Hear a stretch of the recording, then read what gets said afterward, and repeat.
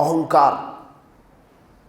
পৃথিবীর মোড়লগুলি কোরআন হাদিসের বিপরীত যদি চলে, অহংকার দেখায়। আদ সামুদ জাতি অহংকার দেখিয়েছিল। আদ সামুদ জাতিকে এমন শক্তি দিয়েছিল, কিয়ামত পর্যন্ত কোনো জাতিকে এত শক্তি দিবে না। আদ সামুদ জাতি ক্ষমতার বলে বলে উঠেছিল, মান আসাদ্দু মিন্না কুওয়া, আমাদের চাইতে ক্ষমতাশালী কেউ নেই। এখন বলে না যে ক্ষমতার উৎসকে জনগণ। আদ সামুদ জাতি এই কথা বলেছিল যে আমরাই ক্ষমতার উৎস। আল্লাহ সহ্য করেননি, একেবারে গোটা আদ জাতিকে একেবারে বৃষ্টি দিয়ে, ঝড় দিয়ে, তুফান দিয়ে, আকাশ থেকে পাথর বর্ষণ করে একেবারে খড়কুটায় পরিণত করে দিয়েছিল। আপনি যে ক্ষমতা দেখাচ্ছেন, ক্ষমতা দেখাবেন বৈধ পথে, অযথা নয়। শিষ্টাচার শিখেন, ভদ্রতা শিখেন। ক্ষমতা গেলেই ক্ষমতার অপব্যবহার দেখাতে হবে, এই কথা আপনাকে কে বলেছে? আপনি মনে করেন না যে আপনি সবচাইতে ক্ষমতাবান, বাপের ওপরে বাপ আছে, ওটা দুদিন। আর জালেমকে আল্লাহ ছেড়ে দিয়ে থাকেন, আল্লাহ দেখতে থাকেন যে কতদিন পারে ও করুক। যখন অবশেষে ধরেন আর ছেড়ে দেন না, এটা মনে রাখবেন। মুহাম্মদ সাল্লাল্লাহু আলাইহি সাল্লামের জীবনী থেকে আপনি শিক্ষা গ্রহণ করেন। বলছিলাম শিষ্টাচার, সদাচরণ। আয়েশা রাদিয়াল্লাহু তাআলা আনহা বলেন, রাসূল সাল্লাল্লাহু আলাইহি ওয়াসাল্লাম বলেছেন, মানুতি হাযাহু মিনার রিফকে উতি হাযাহু মিন খায়রিদ দুনিয়া ওয়াল আখিরা। যাকে দুনিয়াতে চরিত্রশীল করা হয়েছে, আখিরাত এবং দুনিয়াতে তাকে কল্যাণের সব অংশ দেওয়া হয়েছে। যাকে দুনিয়াতে চরিত্র থেকে বঞ্চিত করা হয়েছে, দুনিয়া এবং আখিরাতের কল্যাণ থেকেও তাকে বঞ্চিত করা হয়েছে।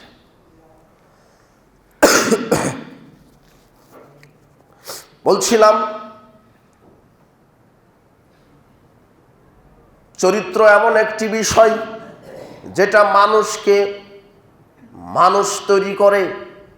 বর্তমান সামাজিক অবস্থায় মানুষের ভিতরে যে বৈশিষ্ট্য এসে গেছে, যে চরিত্রটা আমরা দেখতে পাচ্ছি, আমরা হাত পা চক্ষু কর্ণে অবয়বে মানুষ, কিন্তু কর্মে কিন্তু আমরা মানুষ নেই।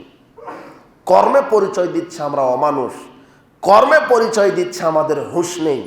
না হলে আমি মুসলিম, আমি সালাত আদায় না করে কিভাবে থাকি? আমি মুসলিম, আমি সিয়াম পালন না করে কিভাবে থাকি? আমি মুসলিম নারী, আমি বেপরদায় কিভাবে চলি? আমি ব্যবসায়িক, আমি ব্যবসায় কিভাবে হারাম মালের ব্যবসা করি? আমি একজন অর্থনীতিবিদ, আমি কি করে আমি সুদভিত্তিক অর্থনীতি চালাই? আমি একজন রাজনীতিবিদ, আমি কি করে আল্লাহর বিধানকে অপেক্ষা করে মানুষের বিধানে মানুষকে পরিচালনা করি? আজকে আমরা হুঁশ হারিয়ে ফেলেছি। বিজাতি যারা, তাদের তো হুঁশ নাই মেনে নিলাম, কিন্তু আপনি তো মুসলিম, আপনি কি আপনার হুঁশকে বিক্রি করে দিয়েছেন? মানুষের আজকে হুঁশ নেই। গরু ছাগল কুকুরের হুঁশ আছে, কিন্তু মানুষের হুঁশ নেই। গরু ছাগল কুকুর শিগাল এরাও হালাল হারাম বুঝে, কিন্তু মানুষ হালাল হারাম বুঝে না। দুনিয়াতে প্রতিষ্ঠিত হতে গিয়ে ক্ষমতার লোভে, অর্থের লোভে, পদবীর লোভে, মর্যাদার লোভে সে হালাল খাচ্ছে না হারাম খাচ্ছে, এই বিবেচনা আজকে পৃথিবীর মানুষের নাই। মুসলিমরা তাদের হুঁশ হারিয়ে ফেলেছে এই বিজাতীয় আগ্রাসনে, অপসংস্কৃতিতে, জাহেলিয়াতে। যখন মানুষ দুনিয়াকে প্রাধান্য দিবে, তখন তার অন্তর থেকে পরকাল ডিলেট হয়ে যাবে, পরকাল ডিসপেল হয়ে যাবে, উধাও হয়ে যাবে। পরকাল তার অন্তরে থাকবে না। কেন? সে দুনিয়ার জীবন নিয়ে ব্যস্ত আছে। তাকে ক্ষমতায় থাকতে হবে, তাকে অর্থ ইনকাম করতে হবে, তাকে দুনিয়াতে প্রতিষ্ঠিত হতে হবে। যখন এই দুনিয়া কেন্দ্রিক সময় সে দিচ্ছে, সে পরকালকে সময় দিতে পারছে না, পরকাল ভুলে আছে। যারা মুসলিম তাদেরকে হুঁশ ফিরিয়ে আনতে হবে যে আমার সৃষ্টিকর্তা আল্লাহ, আমার খাওয়া, আমার চলা, আমার পেশাব পায়খানা, আমার হওয়া, আমার মরা, আমার গোসল, আমার ওযু, আমার সালাত, আমার সিয়াম, আমার অর্থনীতি, আমার সমাজনীতি, আমার রাজনীতি, একজন সত্তার বিধান আমাকে করতে হবে, যার নাম কি? আল্লাহ। কিন্তু আমরা হুঁশ হারিয়ে ফেলেছি। আমাদের বিধানদাতা আল্লাহ, কিন্তু আমরা পরিচালিত হচ্ছি মানুষ আছে। জি না, আমাদের সৃষ্টিকর্তা আল্লাহ তার ইবাদত করার জন্য তৈরি করেছে, অথচ আমরা মাজারে যাই, খানকায় যাই, মূর্তির সামনে মাথা নত করি। আমাদের হুঁশ আজকে নেই। মুসলিম জাতি কোনোদিন মূর্তি পূজা করতে পারে না, মূর্তি গড়া তো বহু দূরের কথা। মোড়ে মোড়ে মূর্তি মূর্তি মূর্তি তৈরি করবে বিজেপি যারা, তারা। আল্লাহ বলছেন ওয়াল আসনাম, আমি আল্লাহ মূর্তি পূজাকে হারাম করে দিলাম, মূর্তি তৈরি করতে পারবা না। বিচারের মাঠে নাসাদ্দান্নাস আযাবান ইনদাল্লাহি ইয়াওমাল কিয়ামাল মুসাউবিরুন, আল্লাহ সবচাইতে জায়গায় শাস্তি বেশি দিবেন, তিনি হচ্ছে মূর্তি নির্মাতা, যে মূর্তি নির্মাণ করত। আল্লাহ এই লোকটাকে যত বেশি শাস্তি দিবেন, জাহান্নামের কোনো মানুষকে এত বেশি শাস্তি দিবেন না। আল্লাহ তাকে নিজে পিটাবেন আর বলবেন আহিউ মা খালাকতুম, দুনিয়াতে যেই মূর্তিগুলি তৈরি করেছিলে ওই মূর্তি নগদ জাহান্নামের সামনে নিয়ে বলবেন, এই যে এটা তুমি তৈরি করেছিলে, এখন আত্মা দাও, এর ভিতরে রুহ দাও। আহিউ, রুহ দাও, মা খালাকতুম, যেটা তুমি তৈরি করেছিলে এ রুহ দিতে পারবে না। শেষ পর্যন্ত আল্লাহ বলবেন তোমার নেতাকেও দিলাম জাহান্নামে, তোমাকেও দিলাম, তুমি ঠেকাও। ঠেকাতে পারবেন তাই না? ক্ষমতা থাকবে পকেটে, নেতা নেত্রী আপনার সাথে তখনও থাকবে তাই না? ক্ষমতা থাকবে, দল থাকবে, পার্টি থাকবে, সেদিন থাকবে ক্ষমতা কার হাতে? আল্লাহর হাতে। ওটা তো বুঝবেন না, কেটে গেছে আমার ব্যথা আমি বুঝি, আপনি বুঝেন তো? আপনাকে শুধু বলছি, কানে চলে যাচ্ছে। তখনকার যে মুহূর্তটা হবে, কি হবে? আল্লাহ নিজে পিটাবেন আর বলবেন যে মূর্তি তৈরি করেছিলিস, এখন আত্মা দে। আমাদের হুঁশ আছে? আমরা মুসলিম, আমরা মুসলিম, আমরা মূর্তিকে গড়ার জন্য আসিনি, মূর্তি ভেঙে দেওয়ার জন্য এসেছি। কিন্তু আপনি মুসলিম জাতি, মূর্তি ভেঙে দেওয়া কিসের কি? মূর্তি ভাঙতে গেলে আপনি জেলখানায় বন্দী করছেন, আর গড়তে গেলে নোবেল পুরস্কার দিয়ে বিজয়ী করছেন। আপনার এই দুনিয়ার উপরে থাকার চাইতে মাটির নিচে যাওয়া ভালো। কি দেখাতে চান? ফেরাউন বিদায় নিয়েছে, নমরুদ বিদায় নিয়েছে, আপনি যে চিরকাল থাকবেন এটা অসম্ভব। চিরকাল থাকবে একমাত্র আল্লাহ। আপনি সৃষ্টি, দুদিন পর ফুটুস করে হেরে যাবেন, এটাই স্বাভাবিক। মুসলিম জাতি শিরক করবে না, মুসলিম জাতি কারো সামনে মাথা নত করবে না, মুসলিম জাতি কারো বিধান মানবে না। একমাত্র যার বিধান মানবে তার নাম হচ্ছেন আল্লাহ। তখনই আমি মুসলিম।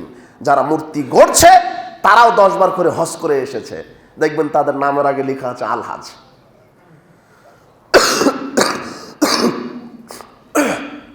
ধর্ম বুঝেনি যে 40 বছর ধরে সুদ ভক্ষণ করছে, এরও নামের আগে লেখা আছে আলহাজ। এ ধর্ম বুঝেনি যে সুদ মুসলমানের জন্য হারাম। যে মহিলাটি বেপরদায় বেহায়াপনা করে রাস্তাঘাটে চলে, এও মুসলিমে তাহাজ্জুদ পড়ে, সালাত আদায় করে, কিন্তু এর হায়া নেই, লজ্জা নেই, শরম নেই, এই জন্য সে বেহায়ার মতো চলাফেরা করে। এর হুঁশ হারিয়ে গেছে। যে নারী বেপরদায় চলে, দেহকে পরপুরুষকে দেখিয়ে চলছে, এর হুঁশ নেই, এর হুঁশ হারিয়ে গেছে। যে মুসলিম, যে সালাত আদায় করে না, মুসলিম হওয়ার পরও এর হুঁশ নেই, এর হুঁশ হারিয়ে গেছে। মুসলিম হওয়ার পরও যে মদ পান করে, তার হুঁশ নেই, তার হুঁশ হারিয়ে গেছে। এখন বর্তমান সামাজিক অবস্থায় মুসলিমদের এমন অবস্থা হয়ে গেছে, ইহুদি খ্রিস্টানদের গোলামি করতে করতে এরা গরু ছাগলের চাইতে খারাপ হয়ে গেছে। গরুর হুঁশ আছে আমি কেন বলছি? গরু দেখবেন যে মাঠে ঘাস খেতে খেতে এমন একটা ঘাস তার সামনে পড়বে যেখানে উর্বর হয়ে আছে বেশি ঘাসটা, ওই ঘাস কিন্তু আর খাবে না। ও খাবে যেটা মরা, একেবারে মাটির সামনে কামড়ে ধরে আছে, ওই ঘাসটাই সে কামড়ে কামড়ে খাচ্ছে। খেতে খেতে দেখবেন এক জায়গাতে ঘাসের স্তূপ, একেবারে উর্বর, ওই ঘাসটাই খাচ্ছে না। অথচ তার উচিত ছিল কোনটা? ওই ঘাসটাই তো খাওয়া। বলেন তো ওই ঘাসটা কেন খাচ্ছে না? হ্যাঁ, গোবর আছে। ও চিনে নিয়েছে যে এটা হচ্ছে খবিস, অপবিত্র। গরুর হুঁশ আছে যে এটা আমার জন্য খাওয়া যাবে না। কিন্তু আমি মুসলিম, আল্লাহ আমাকে বলেছেন সুদ হারাম, এরপর আমি সুদ খাই। ওর হুঁশ আছে? আল্লাহ বলছে না আমি তোমাকে মুসলিম হিসেবে তৈরি করেছি, তুমি সালাত আদায় করো, তারপরও সালাত আদায় করে না। ওর হুঁশ নাই, ও হুঁশ হারিয়ে ফেলেছে। মেয়েদেরকে বলছেন তোমরা পর্দায় থাকো, বেপর্দায় চলো না। ও বেপর্দায় চলে ওর হুঁশকে হারিয়ে ফেলেছে। ও বুঝতেই চায় না ইসলাম কি, ইসলামের বিধান কি। ও নারী রূপ সৌন্দর্য যৌবনের তাড়নায় সে দেহকে প্রদর্শন করে রাস্তা দিয়ে হাঁটে। ওর বাপ মুসলিম, ওর মা মুসলিম, ওর 14 গোষ্ঠী মুসলিম, কিন্তু এমন ভাবে চলে যে হিন্দু কি ইহুদি কি খ্রিস্টান কি বোঝাই যায় না, অথচ মুসলিম। তার পোশাক বলে যে ও বিজাতি, অথচ মুসলিমের পোশাক ওরকম নয়। মাথার চুল খোলা রেখে, চেহারাকে প্রদর্শনী দিয়ে, শরীরকে প্রদর্শনী দিয়ে যেই মুসলিম মেয়েটা রাস্তাঘাটে চলে, এ মুসলিম নয়, এ হলো ফাসেক। এর ভিতরে ঈমান নেই, এর হুঁশ নেই, এর রুচি নেই। একে ইসলাম বুঝতে হবে। বর্তমান প্রজন্মটা এমন হয়ে গেছে, যুবকেরা এমন হয়ে গেছে, বেপরদায়, বেহায়ায়, গান বাজনায়, মাদকতায়। এমনি বলছি যে আজকের মুসলিমদের হুঁশ নাই।